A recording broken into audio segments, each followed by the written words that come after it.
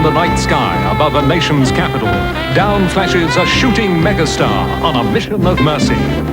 Zeroing in on her rooftop helipad, bearing priceless gifts of caring and sharing, she touches down to touch the hearts of her celebrity guests who tremble in anticipation in her luxury penthouse below. Ladies and gentlemen, it's the Dame Edna Experience with Dame Edna Everidge.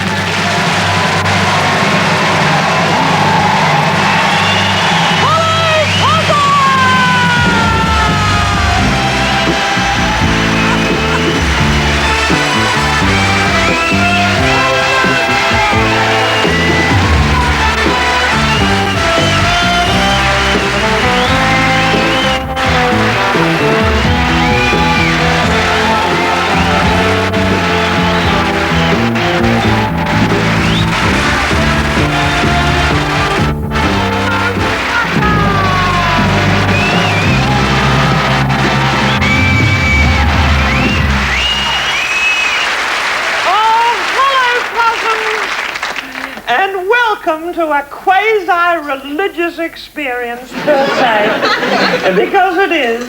People watch my shows religiously. And as my wonderful mother always said, you're nearer to God in a penthouse than anywhere else on earth. She was full of little sayings like that. When I first had this gorgeous apartment, decorated by the wonderful firm of Harrods, my main reason for wanting to be 34 floors up was to keep my husband Norm at bay. Oh, darling, yes, I'm afraid so. You see, Norm had suffered a freak recovery. He'd recovered. He had recovered, but he still looked like a freak, unfortunately. And he was getting very, very nifty on his Zimmer frame. He'd unplug himself at the prostate facility, and he'd thread his way through all the traffic in his pajamas so that he could come here and penetrate my lower atrium. Downstairs, it's all lined with marble and gorgeous. He always wanted a ramp up here, but I said, Norm, no way. If you wanted to start a ramp to go up 34 flights, you'd have to start about south of the Watford Gap, I should say. For foreign viewers, that's a long way away. This lovely home of mine has only one disadvantage: possums rising damp. I refer, of course, to Madge Allsop. There she is, Madge. There she is, up the stepladder, dusting my David Hockney. She's been up that ladder ever since Tom Jones came to stay here, hoping little Tom would get a glimpse of her gusset. Oh, dear. Varicose vein minx. See what lurks under that surgical hose. She looks like a tattooed lady. Get down, Dad. Get down, darling, please. Take the ladder away with you. You've just been pretending to dust that. Well, also in my guest wing is Gerald Durrell, a delightful old animal fondler. My first guest tonight is a former top model, just like me. A living legend like me. I call her Betty. The world calls her Lauren McCall.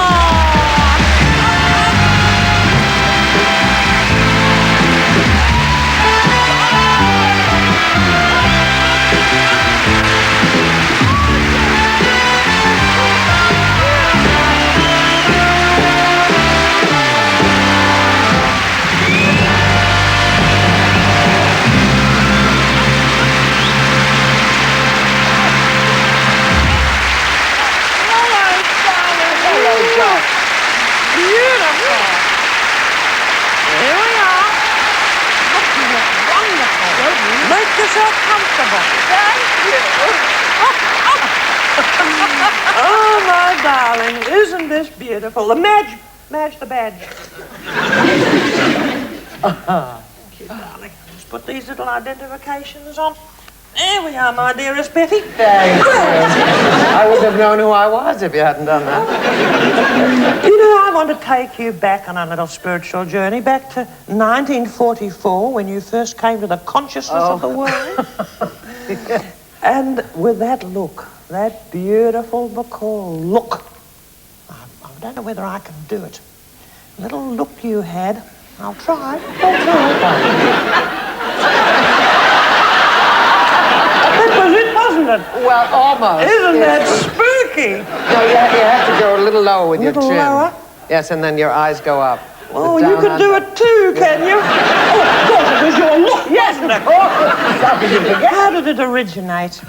Well, it actually originated because I used to be very nervous, which I have been all my life, and I'm still nervous. But I tried to keep my head still, keep it from shaking. And so silly, wasn't it? And so I bent down like that with my head, and I found that by keeping it like that, I stopped shaking, and I looked up, and the director liked it, and Bogart liked it, so... That was it? That was it, Beautiful, yeah, because I have a famous look. Yes, women are copying that look. I'd like to see you try my little look. Just pop those on. They're beautiful. It's my color, too. Think it's too much? No.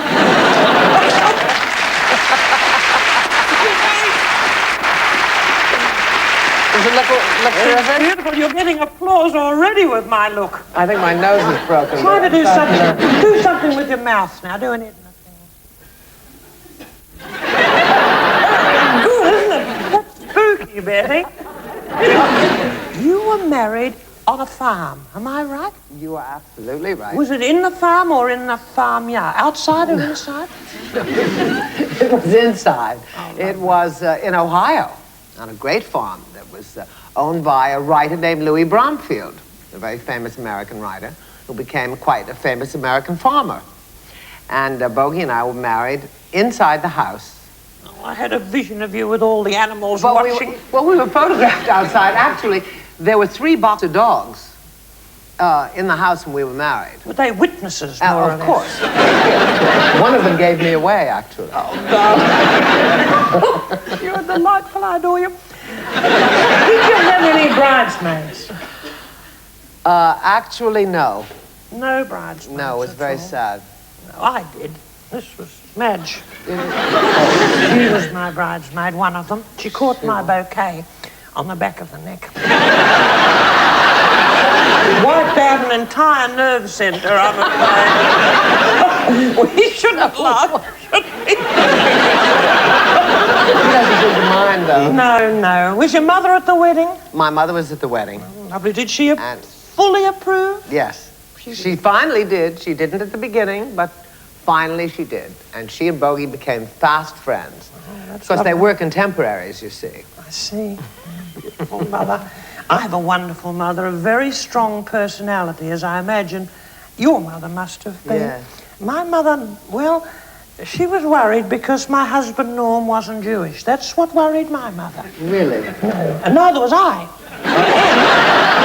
Neither was she. I mean, she was worried that none of us were Jewish. I think that was preferred, yeah. She would have, but she's recently converted to Judaism. I mean, she thinks she's Jewish. Poor darling. She does. Well, she wanders around a lot, and I persecute her, I'm afraid.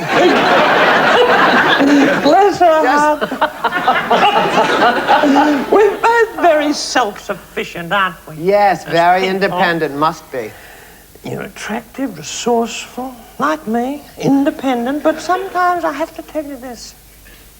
I get a bit lonely sitting here. I sit here, and I've got everything. Betty, I have everything I need. I would say you have quite a bit. It's beautiful, and I sometimes... But it's not enough, is it? Something missing, and I get a certain despair, a desperation. I think, Edna, I think you're on the verge of doing something silly, very silly and destructive. Like what? Like wandering onto that balcony there and pushing Madge off. I do. You know, no, I do. I have to tell you. You'd never jump yourself. Not me, no, but I saw her there the other night looking at St. Paul's Abbey. There's a beautiful view of it there. And I felt an impulse just to grab her by the ankles like a wheelbarrow and tip her over. See her little body dwindling like a rag doll. Oh. I hear the wind whistling through her knickers. That's all. Mind you, it does that without her even falling off the balcony. sure, Madge. This will sound a bit like changing the subject, but you nearly married Frank Sinatra. Yeah. Very, very nearly. Now, is it out of place for me to say I'm glad you didn't? No, I'm glad I didn't. No. I'm very glad that you're glad because I, too, am glad. Well, I don't think it would have worked out for a number of reasons. I mean, he would never have been there, darling. He would have been away making a comeback somewhere, wouldn't he? But for that, he's done quite successfully. Well, he's done it quite a few times. I mean, you'd have to go away to come back, if you know what I mean. Yes, right. You'd ring him up, you'd call him up, you'd say, you know, when are you coming back? He said, I'm making a comeback. Yeah. There's no comeback to that, is there, darling? No, there isn't. No, you're absolutely right. And financial insecurity you'd suffer with him. No. I think financially, that aspect of it would have been okay. But I just think that, I mean, in the humor department, no, but slight problem. I would have thought so. I don't know the man at all. But he'd pretend he knew me, but I don't know him. Did he ever sing to you? He's never sung to me. Oh, no. You would love that, I think. Did he do that to you? Yes, I think that you'd forget a lot of things. A lot of the time? Oh, yes. Quite often. And did he play his albums all the time? Occasionally. I've heard of that. Just about 24 hours a day. I am besieged with offers. Toy boys, people have said, why don't you have a toy boy? Sorry. Doesn't interest you? Not in the least, and I don't think it interests Betty Bacall. No, doesn't really. But I'd like one of those. One of these? Perhaps afterwards, darling. I can clip this on your little frock. I think a woman of a certain age with a ridiculously young man looks frankly ludicrous. What do you mean by ridiculously young? Well, I saw Lillian Gish, you know, little Lil? Yeah. When I was last in L.A., I saw Lillian on the back of a motorbike with this boy. It was pathetic, really. She was clinging on to him. He must have been, well, he was still wet behind the ears. Well, she'd been licking the back of his head. You know, it's undignified, don't you think? I guess so, it sounded. And then they're always saying, waking up in the middle of the night, just wanting a glass of water. And eating sweets between meals. You know, when they arrive, well, you get them home and you find the batteries weren't included. Excuse me. Sorry, beg your pardon. Hello? It's Tom. Who? Tom. Oh, hello, Tom. What are you doing down there, darling? Well, I'm playing around with this lift. Oh, well, you shouldn't, darling. Stop playing with the lift. He still thinks he's down a Welsh mine. He does. Look, you've been up and down in my shaft all night. Oh, for heaven's sake!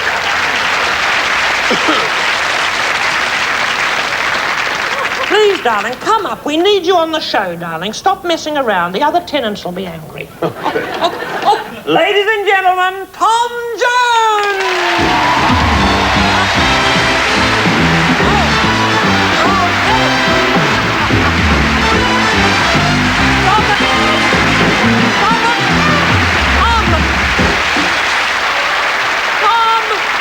Yeah.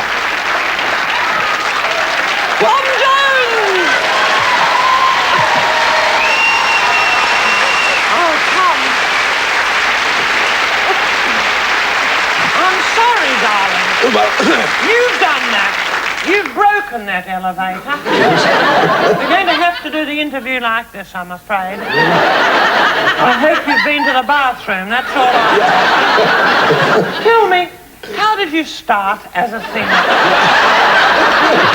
How did your career begin? let me see. Well, I was born in South Wales, and my father was a coal miner. And my mother used to take me to the corner shop.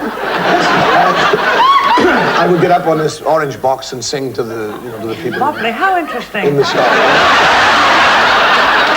And then later on I sang in school, and then when I left school I started to work in a factory, and I used to sing at night. And then I started singing and working with clubs and pubs, and I was... I'm sorry. No. It'll never work.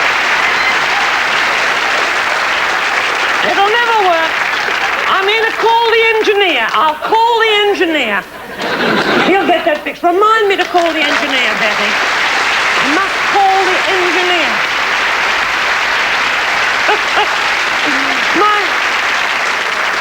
My next guest has been in the kitchen having a nice cup of tea and communing with animal life in there. I hope there's not much. That's a bit behind the fridge. He is a latter-day Mr. Noah, St. Francis of Assisi of this age. Ladies and gentlemen, Gerald Durrell!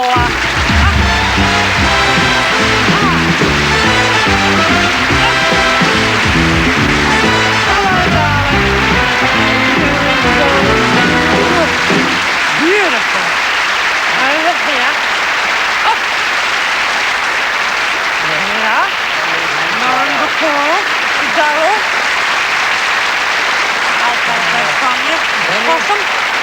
Oh, the badge, man. The badge. Oh, there we are, Jerry. Now, an Australian abbreviation of the word Gerald. My frock, we've already spoken about it, Lauren McCall and I. Do you like my lizard? Fantastic.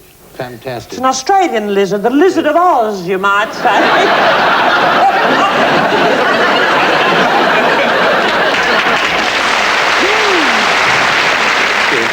Look. Can you see that, viewers? Isn't that gorgeous? Just a bit Madge-like, sometimes. On the subject of fauna, what makes marsupials so special? It's a funny word. What does it mean, marsupial? Well, it means that they've got a pouch. And the kangaroo, for example, and the wallaby have a pouch. And they are capable of having one baby inside them, one on the teat inside their pouch, and another one leaping in and out of the pouch who's not yet adult, which is pretty extraordinary. It is. And it's sweet to see them. Have you seen them peeping out of those Yes, the little joeys. Darling little joeys. They're gorgeous, I must say that. Do you think that we humans once had pouches in the old days? Well, I think we probably develop them as we get older and fatter, like me. You angel. You are a zoo man, and I see signs when I go to zoos which say don't feed the animals. And perhaps some of those signs should say don't watch the animals while they're committing acts of immodesty, because they do. Oh, no. I think that's, if I may say so, I think that's carrying things too far, because in my zoo on the island of Jersey, we get a lot of honeymoon couples who come over, you know, in the early spring, and we watch them walking around the grounds, sort of linked together hand in hand, like daisy chains, and the place where they always linger longest is outside the monkey enclosures. And I think they're probably learning. Learning? It's a learning process, you know. Watching the monkeys? Yes. Well, I remember very well something similar to this happened to me. This is just between ourselves. My husband and I, quite early in our married life, we went on the set of something called Skippy. Now, Skippy was a beautiful Australian miniseries, a bit like Dallas, or didn't it? No, it was very popular, but it mostly had kangaroos in it, because the kangaroo union is very, very strong. And Skippy was the hero, and Norm was off watching the animals. I was talking to the actors. And afterwards, he had such a strange expression in his face after watching little Skippy and his stunt double. And he took me aside and he said, well, he whispered to me, he said, do you think later you could do what Skippy does? Me? Well, I didn't know what to do. I mean, we went home that night and I loitered, I did the dishes. He went to bed early, giving me a funny wink. And I had a long hot bath. I felt, I went into that bedroom, a frightened woman, Betty. A frightened woman. Well, at about 3 o'clock in the morning, I finally did it. I did. I sat up in bed and I went...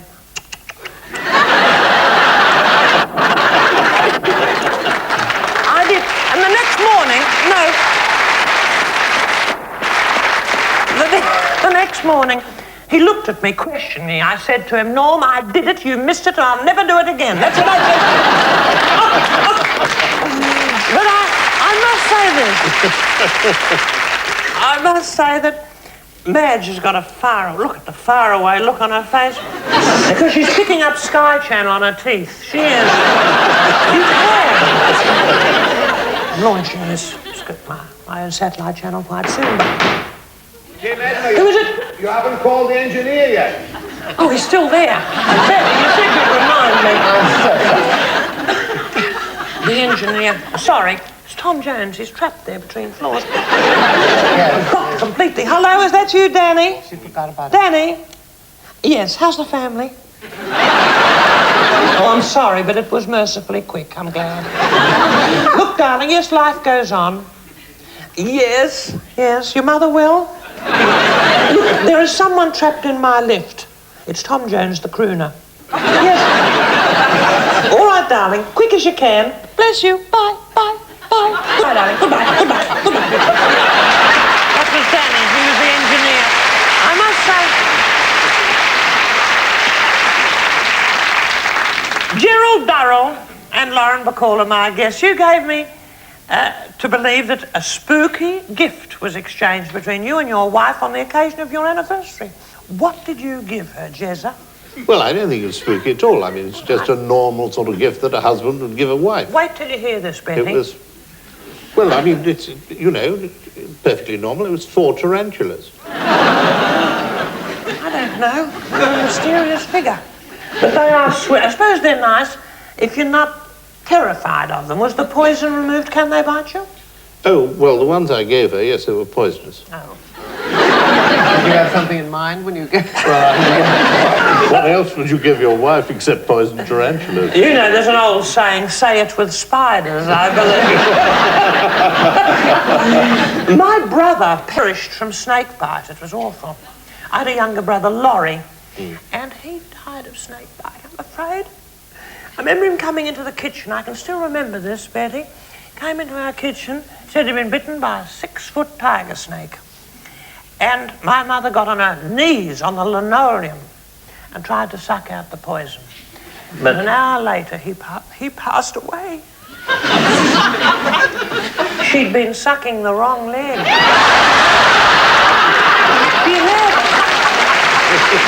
had my mother. She never forgave herself for that. What do animals teach us about people, Gerald Durrell? Oh, I play my favourite sort of cocktail party game. When I go to a cocktail party, I watch how people behave and then translate it into animal terms, and you see courtship displays, you see the way, for example, a penguin will pick up a pebble and put it in front of its desired mate. Well, you can see a man pick up an ashtray and put it down in front of an adorable creature like yourself. In exactly the same way. So you can see all these things. So as you look at humans, you look at animals. You do, and even I've seen people at cocktail parties scratching themselves too. When they think no one is watching, that's when I'm looking at them. Oh, my next guest has arrived. The engineer's done his work. Ladies and gentlemen, Tom Jones!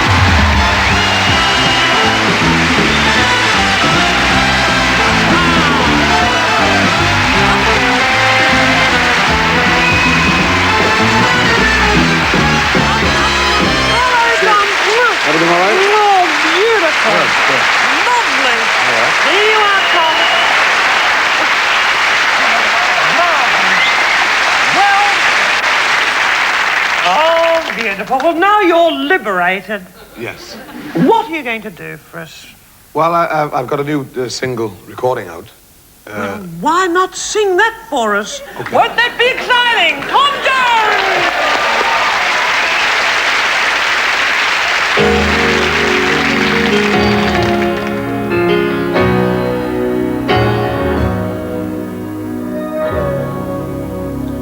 What did you think I would do at this moment when you're standing before me with tears in your eyes, trying to tell me that that you have found you another, and you just don't love me no more.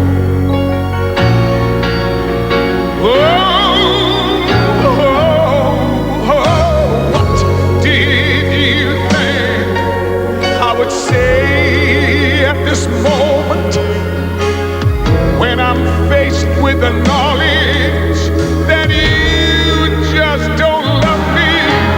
Did you think I would curse you or say things to hurt you? 'Cause you just don't love me no more.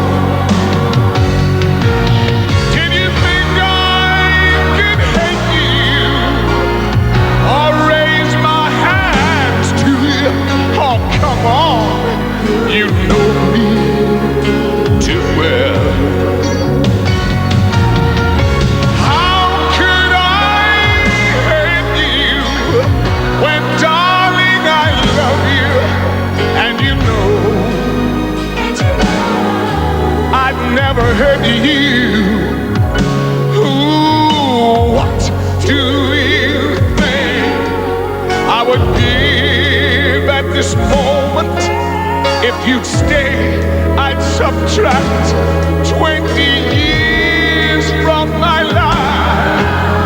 I'd fall down on my knees, kiss the ground that you walk on, if I could just hold you again.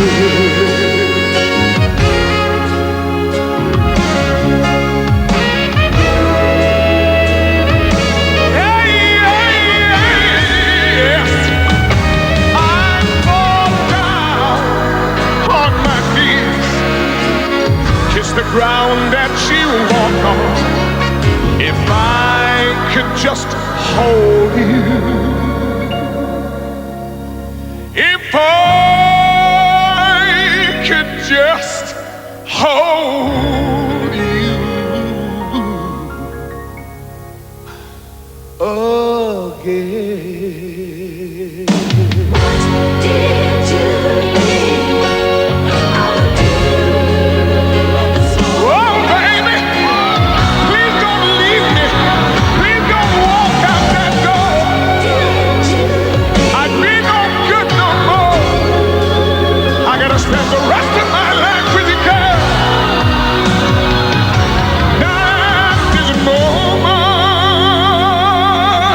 Did you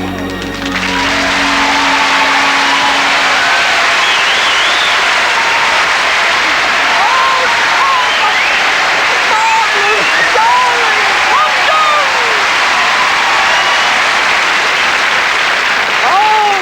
That meant a lot to all the women watching. Yes? And we'll have a lovely conversation with Tom after this break.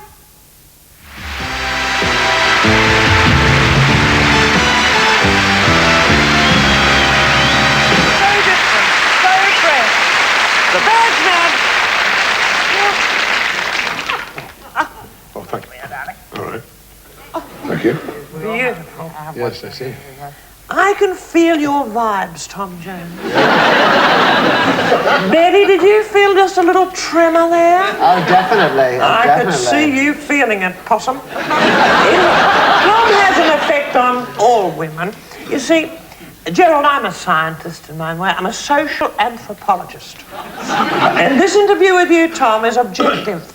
You know, I'm not going to allow the sexual element to intrude. It's going to be a serious verbal intercourse that we're going to have. It is. No sexuality at all. I'm going to talk about your career, your lifestyle, without, at the same time, divesting ourselves of our clothes and playing trains and tunnels. Because this is a family. This is for the family that stays up late, this show. What is the most heavily insured part of your body? Please. That's a normal question. Don't twist my words, viewers.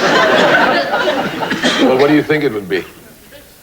Your vocal cords? Exactly. Lovely. Yes.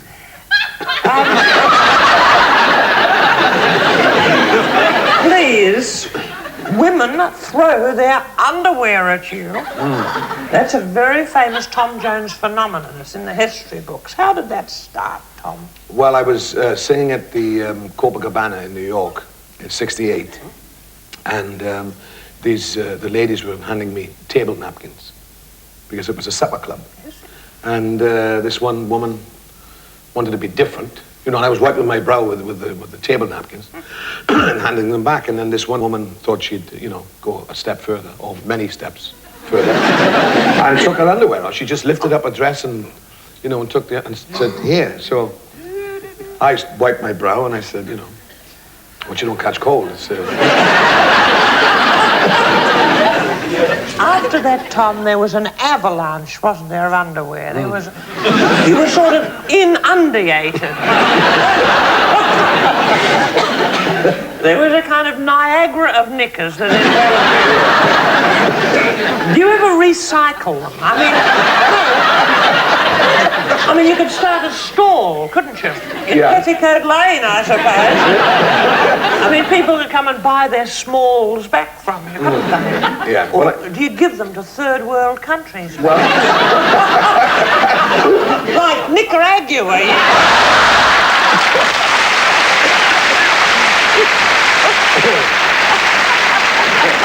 I'm a little bit embarrassed because I'm a bit of a global sex therapist, and so are you. I'm embarrassed at the way women behave. They behave very, very badly sometimes, and you would see sometimes the unacceptable face of our sex, wouldn't he, Betty? Yes, he behaving would. that way. I've heard He women has, I'm scream. Do you know what they scream out at his shows? "I want your baby. I want to have your baby." Have you heard that? Do they? No. yeah, well, Do they? How do you handle sometimes, that? yeah. Well, Well, what do you do? the first time it happened, you know, a woman stood up in the audience and she said, "I want your baby." So I said, "Well, he's right here in the wings." You see, my son was with me, so I said, "If you want him, he's right there." Did she have him in the end? No, I hope, I mean... Yes, I think he married her, I think. He married her. Isn't that beautiful? How romantic. Excuse me. Hello? Who is it? Delivery for Dame Edna. Oh, I wasn't expecting a delivery. Oh, well, you better come up. Wait a minute. Wait a minute. I wasn't expecting you. Take your glasses off, please. And your hat. Jeffrey Archer! Oh, trying to gatecrash my show? You tried to do that last week. Never again, Jeffrey. Will you never learn? Dame Edna, I've got so much to tell you. Go away. Put it all in your next bestseller. So, now, I can remember.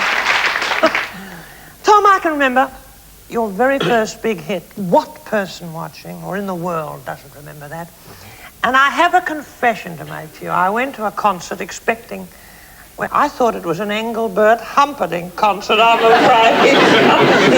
You've got to forgive me, Tom. But in those days, girls, Engelbert really turned me on. Those platform souls. He really rang my bells and pushed my buttons, Betty. He got my juices going. He really aroused my appetite. You know why he aroused my appetite? No. He reminded me of a waiter. He did. He did. I could see him with a little towel over his arm and one of those great big pepper grinders, you know? But you don't need one of those, do you? No, please. You don't... No. They're twisting my words again, Betty. I know. No, you've got your own inbuilt props. You're perfect. I wouldn't change you. But you've had a little bit of a go at yourself, Tom. It's no secret that you've allowed, in a small way, the cosmetic surgeon's scalpel to touch that lovely face of yours, haven't you? Yes. Well, I had my nose fixed because it had to be fixed because, you know, growing up where I grew up in South Wales, when I was a teenager, you know, we would get into into fights. And my nose was broken several times. So, It was a medical necessity that you had something done about it, Tom. well, yes. It was. But it looks a lot better, though. Betty and I have resisted this very, very strongly. These are our faces that you see, possums, and we're very, very proud of them. Very proud, and all we have is a little bit of maintenance, you know. I mean, a lot. A little bit of a tile fixed up or a little bit of guttering replaced. This is the woman who has had more cosmetics. Look. She's had more operations than all the episodes of MASH put together, this woman.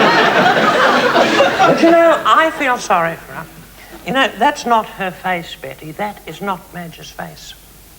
You mean she chose that face? She made a very, very bad choice, Betty, I'm afraid. Well put, and put with wonderful compassion, if I may. Madge chose that face, but I've chosen another one for her. And as a special humanitarian gesture for Christmas, I'm popping her into a clinic. So next week, we'll undo the bandages. You'll go. No, Madge, you'll be very happy. You know. Well, call me old-fashioned, but I care about people. Sometimes I think I care too much. But that's friendship, I suppose. That spooky old thing that makes the wheels of the world go round. I feel a song coming. If you're ever in a jam, here I am. If you ever need a pal, I'm your gal. If you ever feel so happy you land in jail, I'm your bail. It's friendship, friendship, just the perfect friendship. When all the friendships have been forgot, ours will still be hot. Laddle, ding, ding, ding. If you ever lose your all, call Bacall. If you ever break your bones, call for Jones. If you ever take a boat and get lost at sea, write to me. Friendship, friendship, that's the perfect friendship. When all the friendships have been forget, ours will still be here. Laddle, cha, cha, cha. If you're ever down a well, ring my